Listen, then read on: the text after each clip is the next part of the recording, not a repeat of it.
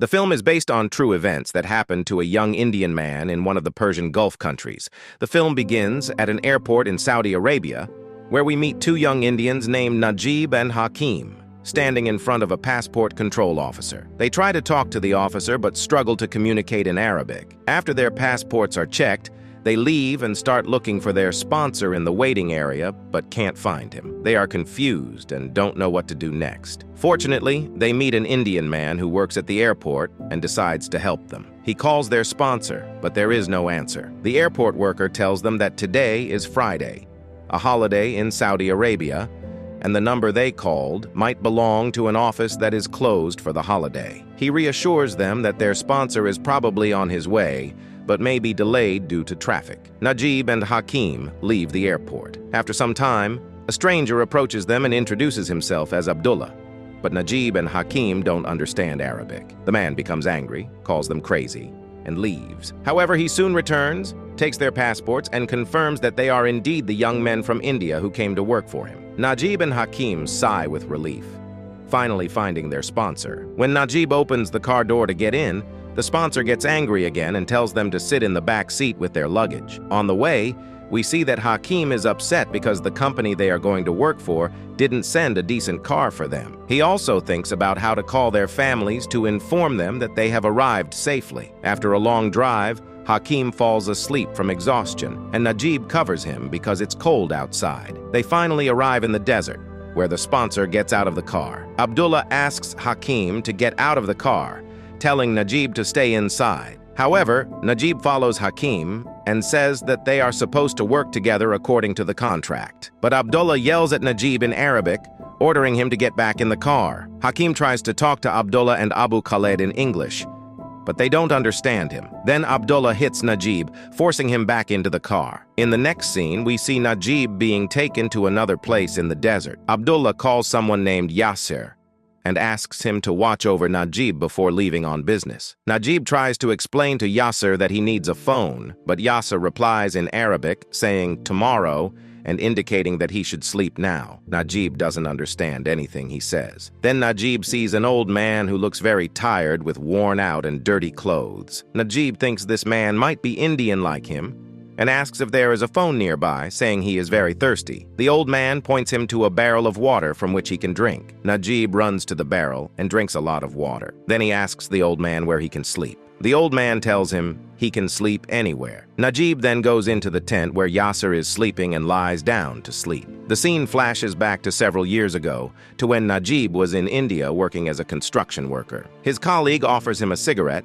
saying it's an imported cigarette from the Persian Gulf, brought by his wife's brother, who works in Saudi Arabia. His colleague offers to help Najib find a job in Saudi Arabia, saying employers there pay a lot of money. Najib says he doesn't have the money for a visa right now. He would have to sell his house to pay for it. His colleague suggests mortgaging the house, saying it would only take 2 months of work to earn the money and pay back what he spent on the visa. After work, Najib goes with his colleague to his wife's brother, named Karuva. Najib gives Karuva money for the visa and tells him that he sold all his belongings and all of his mother's and wife's gold to pay for it. Karuva assures him that all migrants did the same at the beginning. Najib asks what will happen if the visa turns out to be fake. This question angers Karuva, who tells Najib that he has sent half of the people from their village to the Persian Gulf. Then Karuva returns Najib's money, saying he no longer trusts him. Najib apologizes, explaining that he didn't mean to offend him. In the next scene, we see Sainu,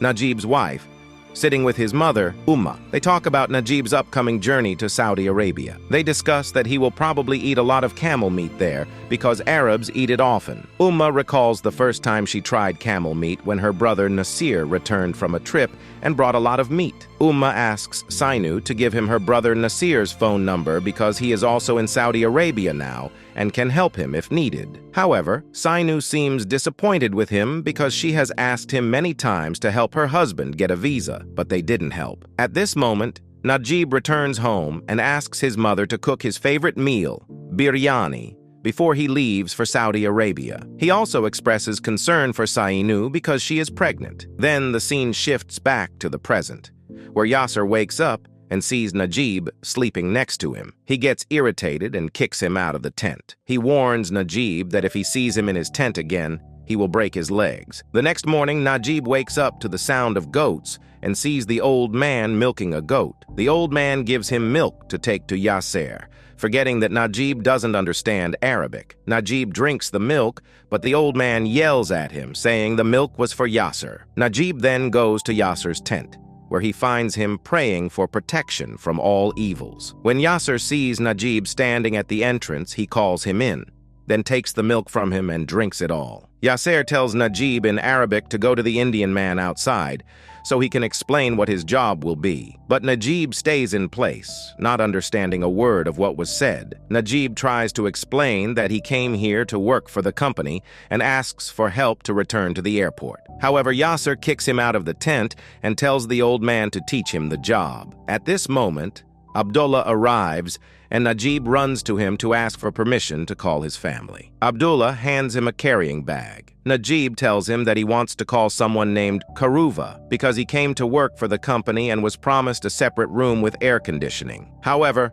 Abdullah ignores him and orders him in Arabic to take the bag to the tent. Najib goes into the tent and puts the bag inside, then looks at Yasser and Abdullah with deep sadness, wondering how to explain everything to them. After this, Najib is given a robe and a pair of shoes, but they are old and worn out. Najib tries to talk to them again, pulling out his passport to show them the visa and the paper from the company he was supposed to work for. Abu Khalid tears up the paper and the passport. Najib is in shock and tries to gather the torn papers from the ground. Later, Abdullah sits and bakes bread with Yasser. Abdullah waves the bread, signaling for Najib to come over and eat. Najib grabs the bread and devours it greedily, but then starts choking. Yasser gives him a cup of water to drink and teaches him to dip the bread in water to soften it. After this, Najib goes back to the old man, asking him how to escape the desert. The old man replies in a depressed voice that it's impossible because the road is too far, then leaves.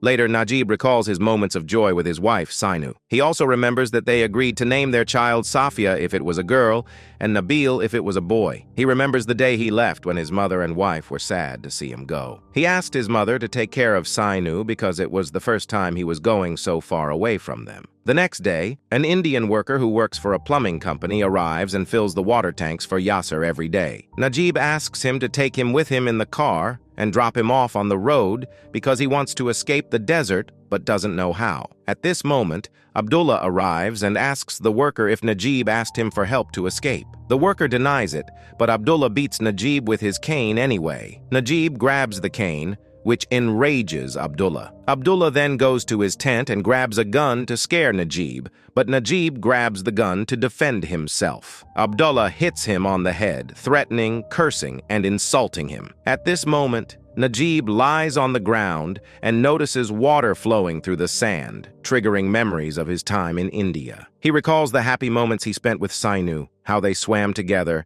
and how they were happy and content. He also remembers his wedding day with Sainu, and how deeply in love they were with each other. When Najib returns to reality from his memories, he starts crying with deep sorrow, loudly calling out for his wife, Sainu. Later that night, Najib sees the old man taking care of the camels and feeding them. He asks him how long he has lived and worked there. The old man replies with a song, showing signs of madness. The next morning, Yasser yells at Najib for still sleeping. Najib understands that Yasser wants him to milk the goats, but he doesn't know how. Nevertheless, he is forced to obey the orders and tries to milk a goat, but it kicks him. At this moment, Yasser, enraged, hits the goat so that Najib can continue. Najib asks Yasser about the old man, noticing that he has disappeared. However, Yasser ignores him and doesn't respond. After some time, Najib notices two sheep butting each other and tries to intervene to calm them down.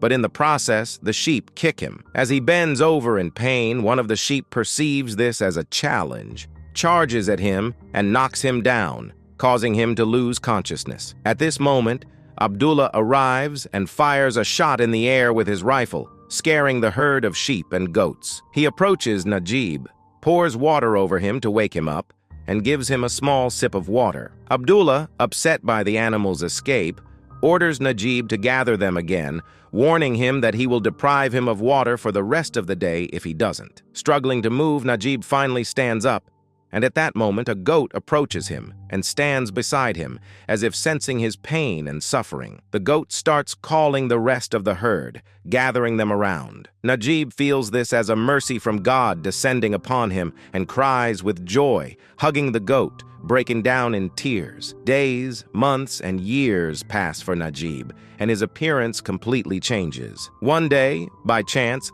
Najib looks at himself in the car mirror and is shocked by how his appearance has changed due to the thick beard that has grown on his face. At this moment, Abdullah arrives and shatters the car mirror so that Najib won't look at himself again. Najib takes a shard of the broken mirror and tries to trim his beard, crying bitterly, but he fails. At this moment, he feels crushed and humiliated, and he lifts his eyes to the sky, asking God if what is happening to him is his will. He feels that life has treated him unfairly and thinks about suicide. Then Najib sees vultures feeding on a dead body. When he approaches, he realizes that it's the old man's body. He tries to chase the vultures away from the body. Later, he sits down and sniffs an old jar of pickles given to him by his mother, crying and calling for her, expressing his longing and telling her how much he needs her. Do you know what else will help you survive the desert of loneliness? Subscribing to our Cinema 1408 channel. Please don't leave Najib alone and hit subscribe. Then Najib runs across the desert, and at the same moment, Abdullah sees him escaping and starts chasing him on a camel. Abdullah shoots him, hitting his leg. He dismounts the camel and beats Najib furiously, cursing and insulting him, calling him a dog. That night, Najib was tied up among the goats and sheep, but he manages to free himself and tries to escape again, but he fails due to the severe pain. In desperation, he drinks water from the goat's trough. The next morning, Najib goes with the goats as usual, and suddenly it starts raining. He hides with the goats under the rocks until the rain stops. At this moment, he has a small piece of bread with him, eats a little, and gives a piece to the goats, even though the bread is very little and barely enough for himself. At this moment, he hears the sound of another herd of goats. He hears a familiar voice and follows it, surprised to see his friend Hakim in front of him, even though Hakim's appearance has also changed drastically. Hakim tells Najib that they must escape together, but Najib, feeling hopeless, tells him that he tried to escape many times and failed. A few days later, Najib sees Hakim leaving him a message. Hakim wrote that his sponsor, Abu Khaled, brutally beat him because he saw him talking to Najib. He also wrote about an African man working with him named Ibrahim, who might be able to help them escape. Najib begins to feel a glimmer of hope again. Later, Najib meets Hakim, who brings Ibrahim with him. Ibrahim meets Najib. Ibrahim tells Najib that in a few days, Abdullah's daughter will get married, and all the sponsors will attend her wedding. Then the scene shifts, and on the eve of the wedding, we see Najib locked up with the sheep, while everyone else eats and sings. At this moment, Yasser comes to Najib and gives him a piece of meat. At dawn, Abdullah and Yasser leave for the wedding, leaving Najib with the sheep, as they won't return until the next morning. After the sponsors leave, Najib goes to turn on the water tap to wash and drink. He experiences immense happiness because he had forgotten the feeling of water on his body. He changes into the clothes he originally arrived in, but finds they have become too big for him. He tries to find ropes to tie his pants, then feeds the camels and sheep before leaving. He feels sadness at this moment, saying goodbye to them as they had always been there with him. Then he takes his bag and leaves with Hakim and Ibrahim. As night falls, Hakim becomes very tired. Ibrahim asks Najib to stay with Hakim while he tries to sneak into a tent to get them some water. However, the tent's owners see him, think he is a thief, and shoot at him. Ibrahim manages to escape with Najib and Hakim. The next morning, we see Najib, Hakim, and Ibrahim still walking through the desert, without food or water. The sun is scorching, the heat is unbearable, and there isn't even a breeze. Hakim asks Ibrahim if they are going in the right direction, to which Ibrahim replies that they must keep walking towards the sun. Suddenly, they see a dead camel in the middle of the desert, looking frightening and ominous as its body has begun to decompose. Hakim is overcome with fear, believing that their fate will be the same as the camels due to the heat and thirst. Then the three of them perform ablution with sand and stand for prayer, but suddenly they realize they are in a snake's den. Ibrahim quickly pulls Hakim out and asks Najib to stay still and not move, so the snakes won't notice him and bite him. After some time, Najib feels extreme fatigue and his feet start to swell from the intense heat, as he has been walking barefoot since the beginning of their journey. Ibrahim wraps Najib's feet with his clothes to protect them from the heat of the sand while walking. As they continue their journey, Hakim collapses from exhaustion and blames Ibrahim for their situation, saying it was because of him that they decided to escape. He admits that life among the sheep was more merciful than what he is experiencing now. Suddenly, Hakim begins to have hallucinations. He sees the sand as water, grabs it, and tries to drink it, not realizing what he is doing. Then he falls to the ground, and blood starts flowing from his mouth. Najib becomes extremely frightened for him and tries to convince Ibrahim to help him, but Ibrahim understands that Hakim will die, and indeed, Hakim dies at this moment in Najib's arms. Suddenly, they are hit by a sandstorm. When the storm finally subsides, Najib is devastated by what happened to Hakim, feeling hopeless. At this moment, Ibrahim forces Najib to continue their journey, knowing they must keep moving. After some time, Ibrahim collapses, unable to walk anymore due to the pain in his feet. He then notices that Najib's feet are also severely swollen. Suddenly, a lizard appears before them, and they follow it, finding a small well surrounded by palm trees with dates. Ibrahim doesn't let Najib drink too much water at once, instructing him to drink drop by drop, so his body gradually gets used to drinking normally. Later, as they continue walking, they find a candy wrapper on the ground and tire tracks from a vehicle, bringing them joy, as this means they are close to the road. They follow the tire tracks, but then realize it's just a hallucination, and they fall asleep. When Najib wakes up, he discovers that Ibrahim has disappeared, leaving him a bottle of water from the well and a date. Najib continues his journey alone, drinking the last drop of water from the bottle and eating the date, not knowing how much longer he has to go. Suddenly, he finds himself on the road,